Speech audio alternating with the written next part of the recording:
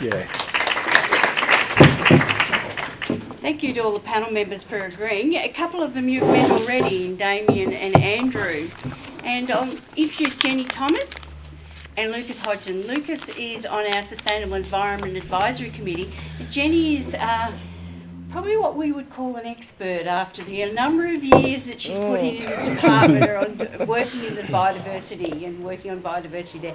Jenni also has an in-depth working knowledge of this magical offset process and system. Yeah. So I will ask Jenni if she'd like to give us a 5-minute intro or Sure. a few minutes perspective. A few minutes, thank you, Yeah. Robin. Yes, and just listening to the last couple of comments from the audience about offsets, I kind of went, oh, cringe. But I have been working in delivering offsets for about 6 years now. I was managing bush broker with the department for 4 years, and before that I was working with the same department but doing in regulation. And I really believe in offsets, and that may be hard for some people in the room to swallow, but I feel that if we have a policy where we can remove native vegetation, then we also need to have equal compensation for that vegetation that's being lost. And in my world, I work with credit owners who are managing native vegetation and then trading their credits to people like Damien who are developing communities for the future. So I have a particular interest in delivering good quality offsets. I have a commitment to making sure that where development occurs, offsets are provided, which means that we all have, well, maybe not all of us, but the state thrives, development occurs. We can't deny that in this particular area, but the delivery of good offsets is what I'm about. I don't actually manage offset sites, but I do have a lot of contact with credit owners who are managing their offset sites, and they're doing more than just planting trees. They are protecting some really valuable biodiversity hotspots around Victoria, right across Victoria.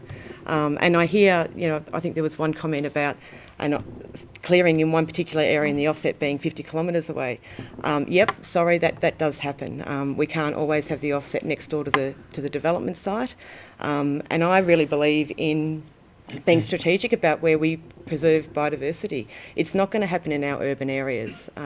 We will lose biodiversity in those urban areas. They still will provide some biodiversity values for some species, but if we can be really strategic about where we're going to protect vegetation and quarantine that from development, why shouldn't the people who are managing those sites be paid to do so? It's a bit of a, yeah. Anyway, I could go on and on, but I probably won't. Quarantine the vegetation in the urban development itself. Well, that's a philosophical discussion, and maybe there's arguments that if you are developing an area, you are going to lose biodiversity. There's no doubt about it. Once you start clearing vegetation, building houses, introducing the lifestyles that we love to live, you are going to lose biodiversity.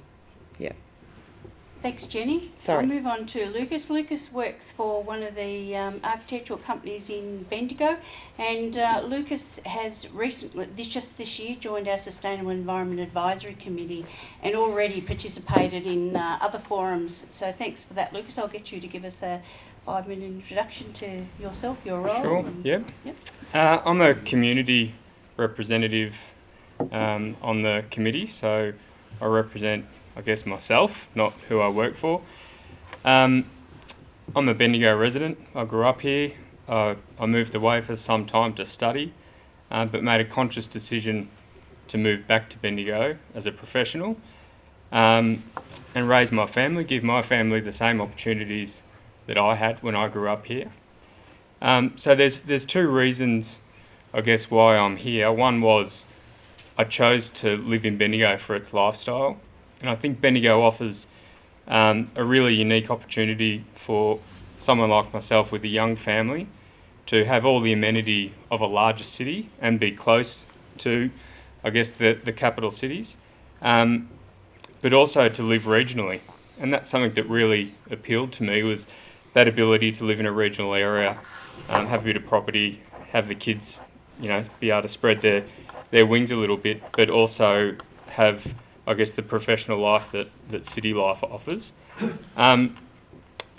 I guess my head's spinning a little bit after tonight's talks. I think they've been really informative. being an architect, I don't get to work within subdivisions very often, if at all. Architects don't actually design many of the houses that are built, so I have a bit of a cynical view of subdivisions, as you can imagine. And living in a regional area, I've had this increasing sort of feeling that they're creeping towards me. And I didn't move to Bendigo to live in a subdivision, and to be honest, I struggle to understand why people do. But I also understand the flip side of that is that's the market forces, that's what people are asking for, so that's what we need to produce. So I'm not here to cast judgment on subdivisions. I think there's lots of things we do right. I think there's lots of things we do wrong.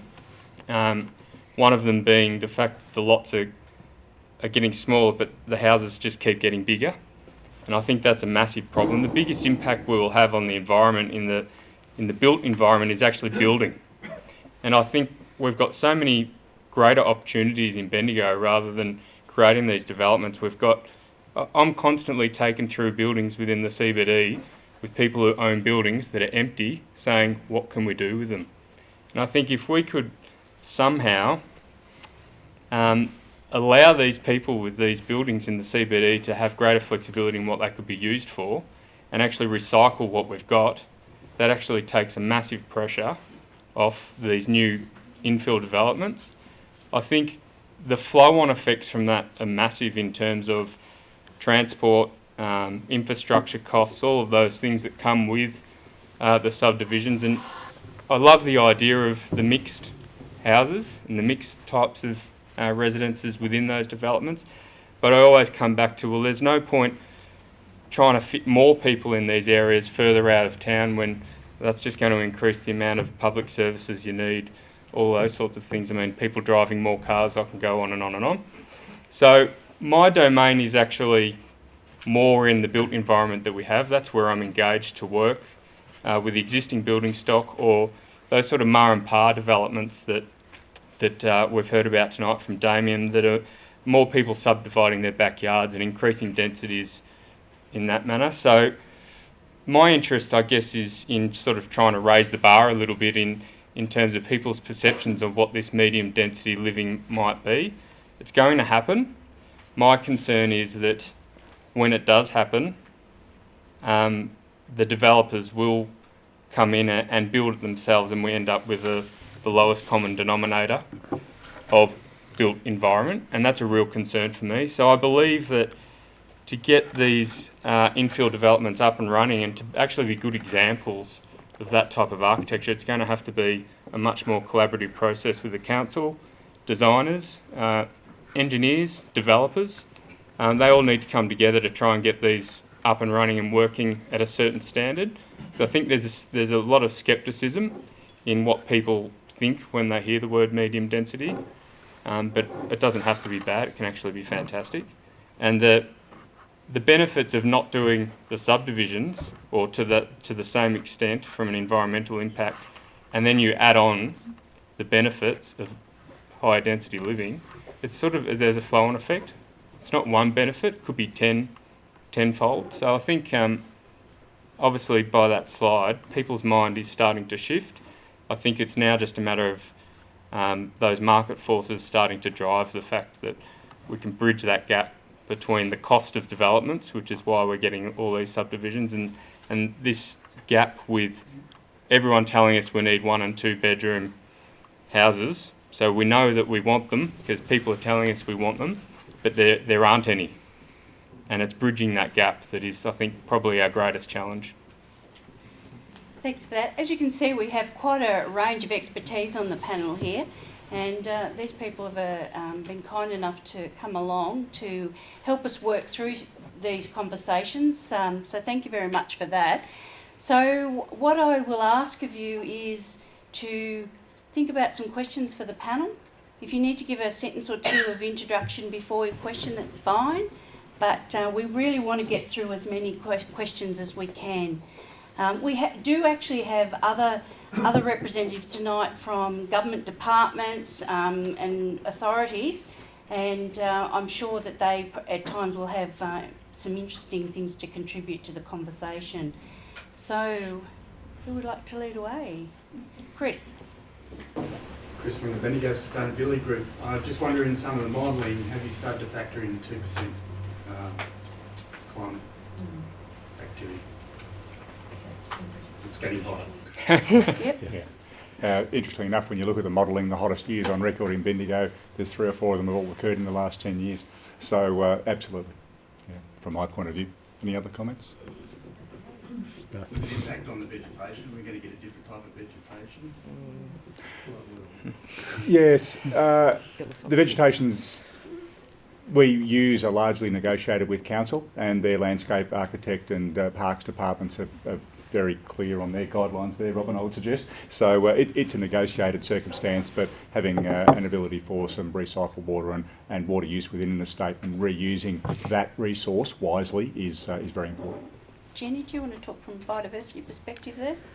It's a really interesting concept of whether we should be planning for climate change as far as the vegetation that we're putting in our gardens. And I can remember many years ago working for a statutory authority where we were doing a lot of re-veg, and at the time we were thinking, should we be planting for the climate of 50 years or should we be planting for the climate of today?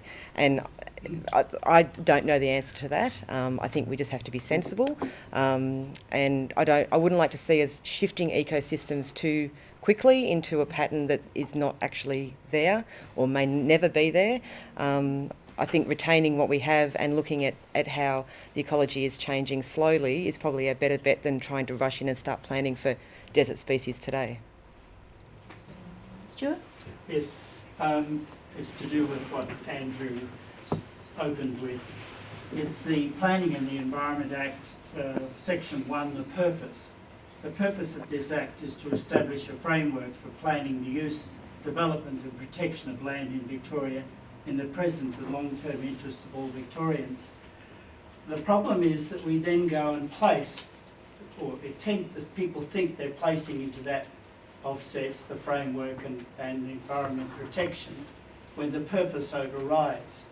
So my question is, do you think it's time that the things to do with remnant vegetation sits in its own piece of legislation and the Planning and the Environment Act refers to it? So it can't be overridden.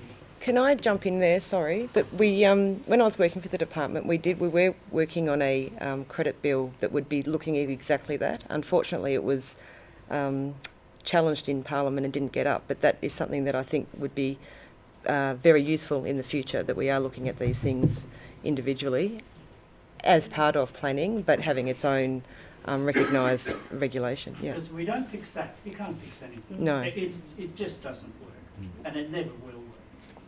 So I think that goes back to the space that Damien was talking about us having influence as community members on legislation and what our expectations are. So keep fighting. Be nice if the city said it should happen.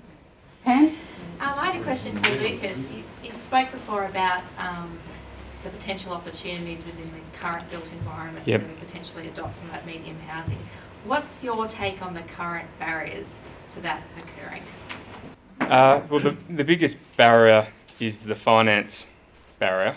I mean, I have, I'd say, at least 10 developments that we've gotten through to planning approval. Some have even gotten to tender phase, and they just fall over at the end because the cost of the development is still higher than the returns on the investment, I guess is a quick way of saying it. So that's I guess the biggest challenge that we face. There's people want to do it.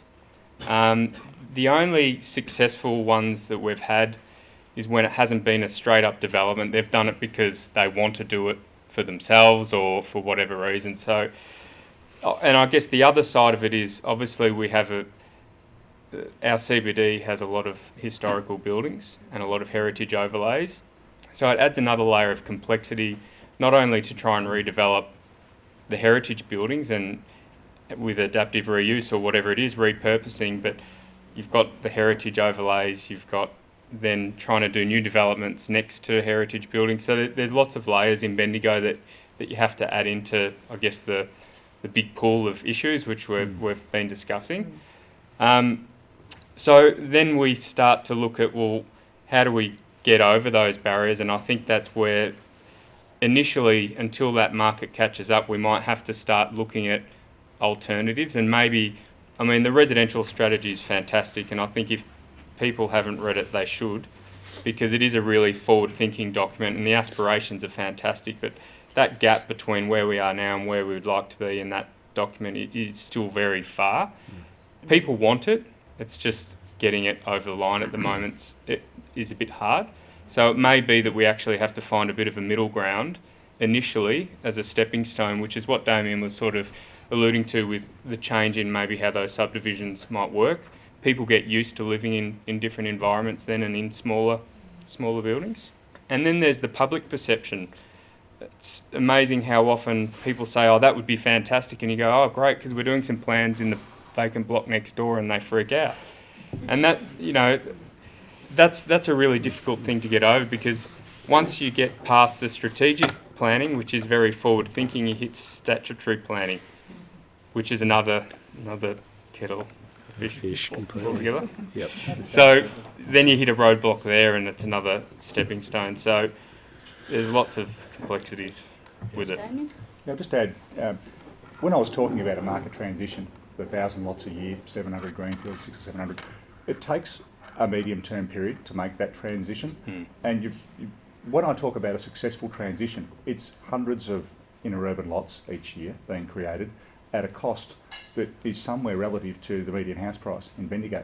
So the median house price is $350,000. It's got to be somewhere around $400,000 to be accessible for all. So I think we need champions and we need leaders in that marketplace, but they start at $600,000 or $700,000, those products. And that's the genesis of the marketplace. That's the process it's got to go through, and our businesses need to change and take that risk and take that steps. As a valuer, if I was working for a bank, I would come here from Melbourne to value that development and look around and say, where are the comparables, where's the pricing, where's the risk, where's the market, you know, loan to value ratio. That's what's happening at that point. The banks and the valuers in that finance discussion is a very genuine one. They're not supporting the process. So we need sites of scale that can champion this cause and demonstrate successful, good quality, medium density to the people of Bendigo, and that will change incrementally, as well as those smaller case-by-case examples which are at higher prices. Thank you. Well done, Bill. Yes, we live in a finite world, and the second point on your first slide, Andrew Cockerall, was sustainable population growth. You realize that's an oxymoron? At some point, the population has to stop growing. What is the population for Bendigo in the year 2200? Well, we don't know. If you use the same projection. Yeah. Look, If we're not going to stop at 100,000, are we going to stop at 200,000, 400,000, 800,000? yeah. Look, the population discussion is one I've had in the past. I think one of Damien's slides said that it is inevitable. We've got state government policy which is directing people to live in Bendigo and other regional centres. We've got a national government who aren't having a conversation about population caps. We've got a state government who are having the opposite conversation. So I think the pragmatic view that I've probably taken is that it's going to happen, but how do we manage that growth? How do we manage that population growth? Who is managing the growth? Well, I'd like to think the city is. Asking questions that none of us here have got the answer. Jodie? Jenni, you've had a fair amount of time to look at the offset market as it's developed from the native vegetation framework, and now what it looks like under the Biodiversity Action side of things. On behalf of the city, I manage some offset sites that could quite possibly have become surplus and sold because they're freehold. They're now protected in perpetuity. We manage those sites. I also, on behalf of the organisation, purchase credits from other landowners that manage biodiversity. And in managing offsets, you are also looking for an improvement in those biodiversity values over that 10-year management plan period of time. Do you think that the offset market as a result, has encouraged landowners with bushland properties to then better protect those properties, and as James Todd once said to me, change the fortune of that piece of land. Now, whether they're managing it accordingly, there's a whole lot of raft of issues, but in general, the principle of changing the fortune of those pieces of land that would otherwise potentially been developed or sold. Is that like towards secession? Is that what we're talking about? Pardon? Is it? Are you really talking about towards secession? Is that what bushland management's about? Towards like secession. Managing it to secession. So that it basically Secession, in other words, manages itself. Yeah, that's right. Yeah. That's the Is that what the idea is? Yeah. Is that really what the idea Well, is? Yes. that's a different question. If I can just answer Jodie's question. No, that's okay. So yeah, no, I do believe that the offset market is providing an opportunity for landowners to protect and manage their land for conservation purposes, where with funding, where they may not have had that opportunity in the past. And it's certainly changed the fortune of some of those bush blocks, if you like, at the back of farmland, that were, had the odd cows in there every now and again, and otherwise may have been, weed incursions from other areas. Those sorts of things are definitely being managed on offset sites. Now that I'm in private industry, we get a number of queries a week from landowners saying, I've got this fabulous block of land, what do you think it's worth as an offset? How do I get involved in the market? People are definitely more interested in the offset market than they were, say, 10 years ago when I first started in the industry. And there's an increasing awareness of how they can provide and manage that land for that 10-year period. I mean, obviously they've got to manage it in perpetuity, but for that 10 years of active management, they can get good funding to do that. Yeah. Does that answer your question? It does. Excellent. Now your question. Well, I'm looking at, if you're going to improve, my idea of improve a site that's basically an offset would be towards secession. We want to see in a generation or two's time, the kids are going to go out there with the Bendigo Family Nature Club and they're going to see tree hollows. Absolutely, absolutely, yeah. They're going to see powerful owls. That's what they're going to see. Yeah, yeah. But they're not going to see that if it's going to be raked. Yeah. Well, away, this is. there's no. Jenny, I'll get you to just respond to Brendan, please. Yeah, There's no Brendan. lichen and Yeah. stuff like that going around. My understanding of the way our credit sites are managed is that there's no raking away. Yeah. We have very, I say we, I'll step back, I'm not with the department anymore. There are very strong policy regulation around how an offset site can be managed, and things like managing for fire is not, it doesn't work with an offset site, so no raking away of the litter, no prescribed burning. It's got to be managed for conservation, not for people, not for fire, not for development. It's for nature conservation. Yeah, they're the true credit sites. There are other offset sites out there in Victoria that have been managed under different agreements and in other different ways that possibly are being impacted by those activities that are not actually offering an offset. Thanks. Yeah. The community needs water, and Bendigo at the moment's got limited access, or either through the Colvin system or Wetlock. Some of that goes to Ballarat. There's certain things that need to be put in place, and I've never seen them even talked about. One is a gradual improvement of the efficiency of appliances. That is, for instance, you've got to all be, if somebody comes to the market with a more efficient unit, then the bottom of the scale is no longer allowed to be sold. But also about the way water is used. Bendigo's been hammered with water shortages the last few years, and we're not too sure how many more improvements or squeezes can be put on the existing households. So how are they expecting the population to increase? What I think is fairly dramatically. In my time, it's gone from 50 to 100,000. And I don't know where they're going to get the water from. A couple of you might want to go at that one, I think. Who wants to go first? Damien, do you want to I'll start? go first, yeah. I've been working in that space. So my family, 200 years ago, for 100 years, produced water pumps out of Birmingham in the UK. Technology's a little different, the principle's the same. gravity fed and pumped.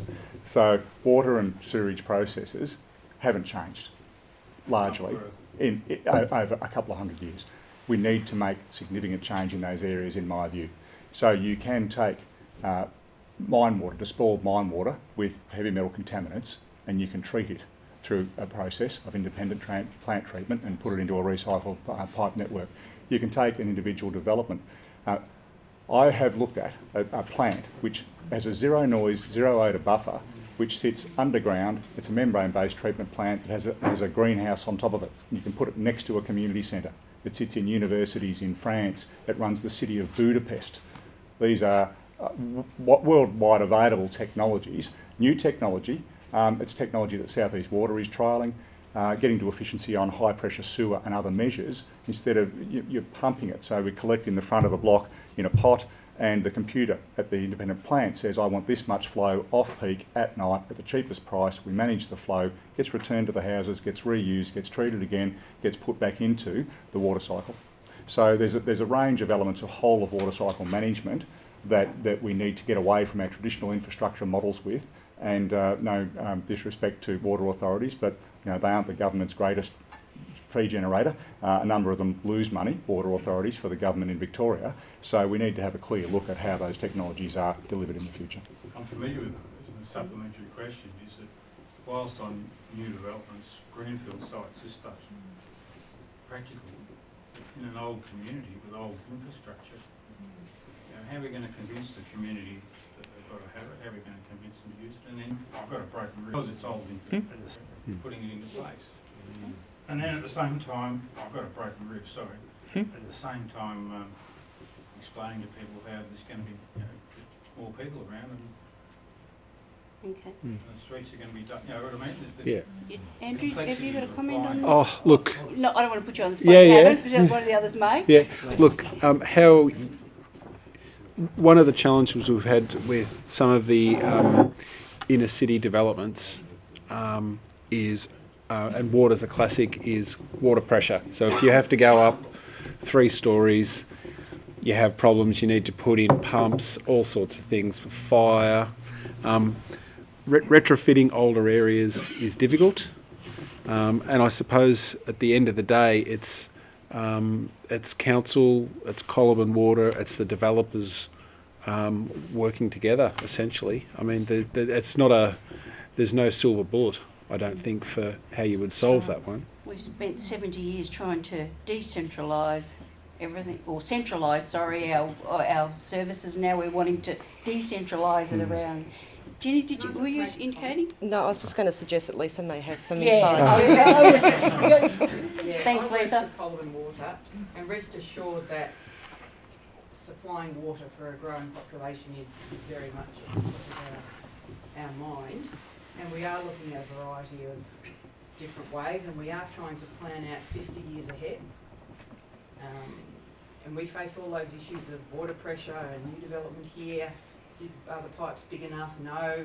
When we're building pipes, are they going to be big enough when we know that development is occurring down there? Can we afford to put in a bigger pipe now? Because you guys are paying for it, okay? So there's this balancing act of the cost of what we want to do versus the cost from the money we make from the water we sell. It's a real balancing act. But yes, we are very much aware of climate change, shortages of water, and so on and so forth. I actually work for Cockerall and I work for the State River, so I'm aware of all that. The community doesn't accept it. That's how are you getting that message across? Okay, I think we might move on to another question, please. No? Thanks, Jeff. It's fairly widely accepted that development is pretty much equal to loss of biodiversity. I've just got a question for Lucas. Is there any examples in the world, or do you see a future where development can actually enhance or replicate environmental function, for not just for people but for flora and fauna?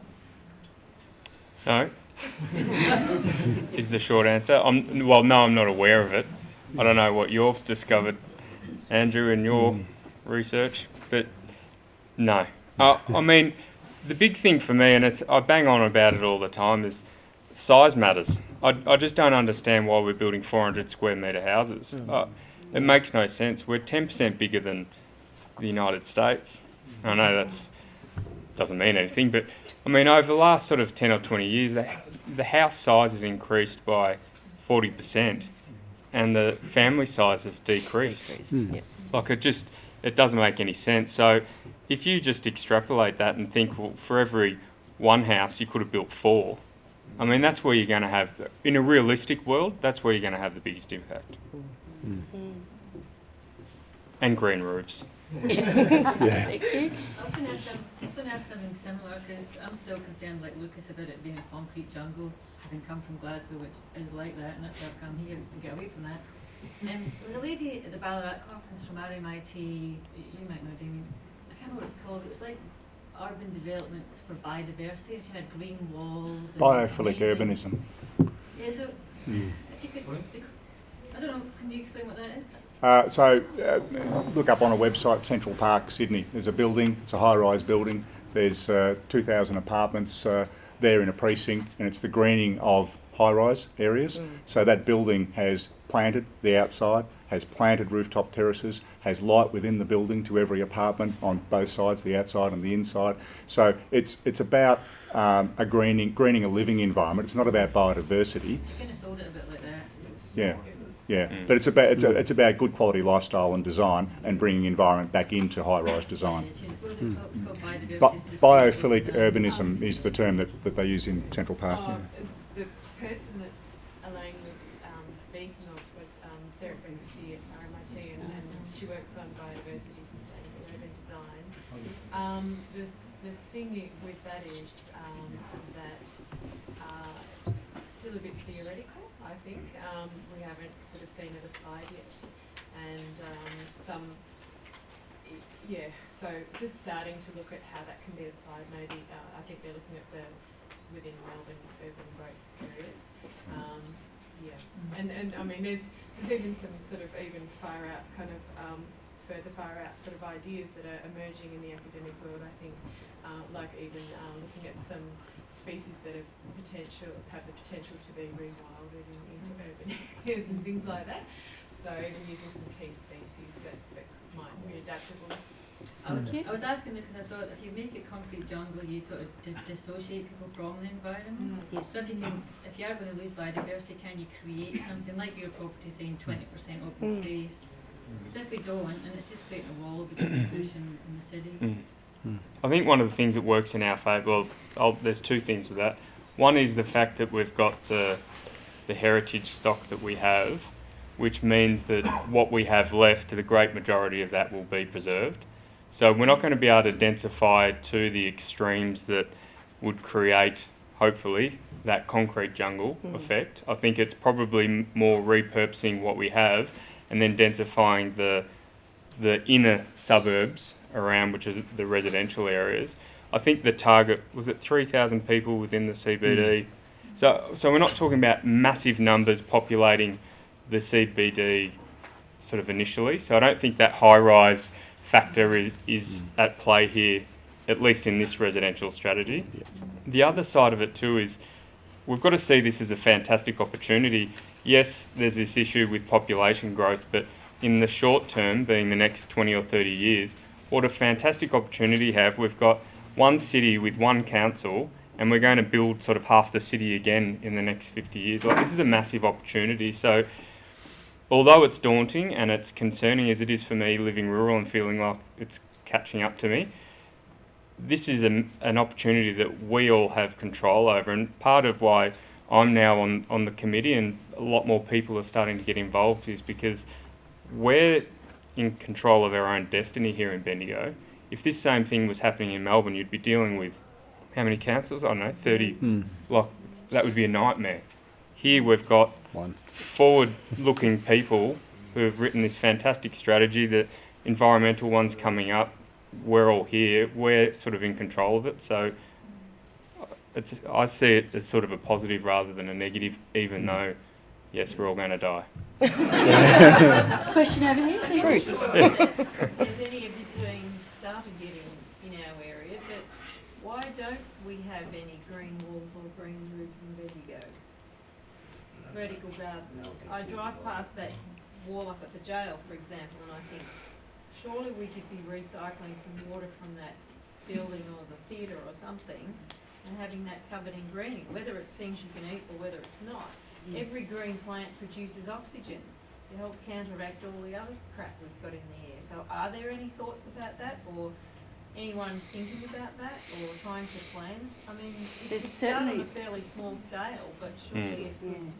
There's certainly a lot of us thinking about it. You should see the emails that fly around between the office environment, or just about that sort of thing. I don't want to see It's emails. about no. I It's want to see what I'm green trying to say is yes, we are thinking about it, and yes, that will start to come out in the strategic work that we are developing at the moment. Andrew, do you want to add anything to that from the conversations that have been had at a CBD type conversations and? Look, from a planning perspective, it's probably one of those things that the planning scheme can't influence. In effect, I mean, it's up to. Why can't the council do that on some non-private buildings, some of the public council The buildings? hospital's having a green room. Yeah. Yeah. So, I mean, council could well decide that they want to do it on some of their buildings, absolutely. Yeah, But I didn't know yeah. whether it had started or not. No. Yeah, it's one of those things about the education. It's something that we would be encouraging because we can't regulate for it in that context. So it's in there with a lot of the things that we try to put education out, promote, encourage the community. Yeah. Do we have any more questions for the panel? Lisa? How sacrosanct is that urban growth boundary? How can you actually make a boundary that won't get changed 4 times in the next 10 years? Well, I think it's stood up to, the stated purpose is to control the outward growth of the city. And the reality is that the only times it's been changed is where we've been through a structure planning process for 3 of those. And for one of those, Damien essentially went through a structure planning process himself. So it was something that a lot of work and consideration and thought went into. We've probably had, I don't know, maybe a dozen people say, I want to jump outside the urban growth boundary, but they haven't really got anywhere. So as I said, I think our urban growth boundary has stood up to the sort of tests better than Melbourne's, and Melbourne's needs an act of parliament to change. Yeah.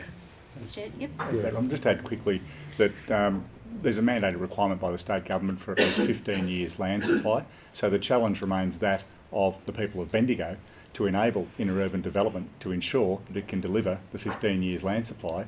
Otherwise, it creates a justification in process for structure planning and through the augmentation of the planning process to then create that supply by modifying the boundary. So the challenge is one of inner urban development to ensure there's 15 years. And Bendigo has a helping hand because much of that urban growth boundary is restricted by the fact that we're surrounded by forests that can't change. Yeah. So we're in a pretty good position to save the forest. Thanks. I'm aware that it's 8 o'clock, so we won't be offended if anybody has a need to leave right at this point in time. I think I've had indication 2 people had a hand up, and then I will ask the panel if they'd like to say each have an opportunity to finish up, make some finishing comments, and thank you. So Jodie, you had your hand again. Yeah. So let's say the urban growth boundary is secured for the life of the current strategy before it's reviewed again. There are places, I mean, as you said, Lucas, there is only so far you can go when we come talk about regional park, national park, those sorts of spaces. But there are areas that sit outside the urban growth boundary that are currently freehold. Yes. That form a bit of a patchwork quilt of crowd land, freehold land. What tools do we have? How can we, in the next 10 years, protect that stuff? That is a great question. I wish I had have handed it to you to ask me. One of the tools that we do have in the planning scheme is called a green wedge zone. And essentially what it is forested land that you put into this zone, and there are very severe limits about what you can and can't do with that land.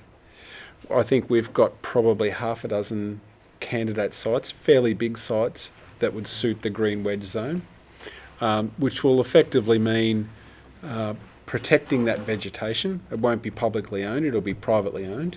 And there's a whole lot of issues around how that gets managed and all those sorts of things. But there are definitely tools out there and we are actively looking at them.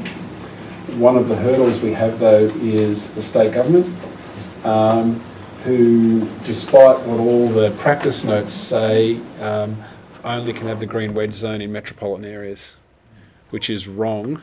But and we're going to sort of challenge them. So how can we then, as a community, help council challenge that process? Give us a petition to sign. Well, I suppose one of the things I said at the end of my slide was it's really important for people to participate in our strategies. Get there before land is rezoned. So when you see our strategies coming up, find out where the information sessions are, find out how you can be involved. I mean, Stuart and I have been sort of involved in strategies, different strategies over the last 10 years or so. And you know, and Stuart's a good example. He gets in early, he makes his position known. I think everybody knows Stuart's positions. Yeah. I'm dying mine, Stuart. Yeah. But yeah, get involved early and participate and have a voice. Yeah. And that was going to be my closing statement too, Robin. Okay. So I'm done. Okay.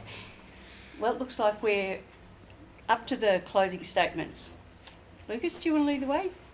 Yeah, well, I guess one of the things probably is the greatest concern for me, because it's the space I work in, is how we can ensure that when this urban density happens, that we do get as good an environmental outcome as we can.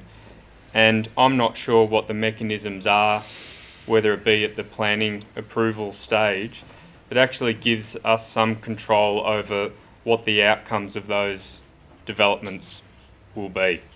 And I mean, there's lots of different techniques and systems that other councils use, whether it be sustainable scorecards or other development incentives to ensure that there's good environmental outcomes, but I think that's something potentially we should be looking at. Thank you. Yeah, look, I really just wish City Greater Bendigo all the best in the strategic planning for the future. I think, you know, we have got a fabulous community here and some fabulous environmental assets, and be really strategic about what it's worth retaining and what is worth letting go. And I think that's the kind of key overall is just, yeah, we think really clearly about those things. Yep. Yep, I agree. You agree? Damien? I and generally the development industry support the inner urban development of Bendigo to reduce the negative effect on biodiversity in this city.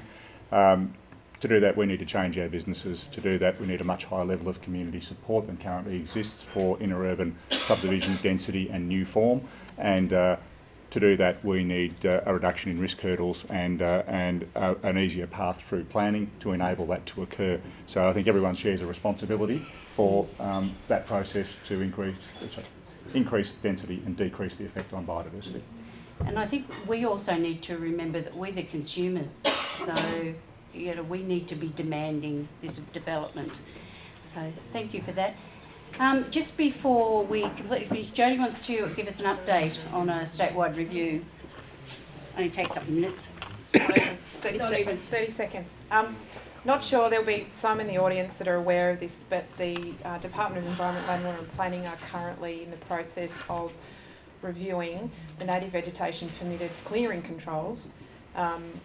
A lot of the work that was put in place that changed from the native vegetation management framework to the current planning scheme arrangements. It's expected that towards the end of the year there will be community consultation papers put out. This is the process that will help us look at the issues of, do we bring large old trees back into the legislation? Do we bring back the avoid question in some of the planning decisions and things like that? So the message here tonight has been use your voice and get involved.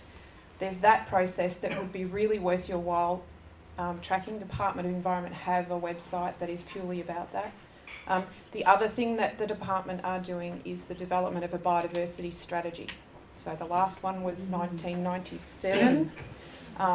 So probably time for review. So that's the other place to get involved. And we talk about affecting change at a state level with legislation and regulation. These are the sorts of opportunities. That's all I want to say. Thank you. Thank you very much. Thanks to our panel.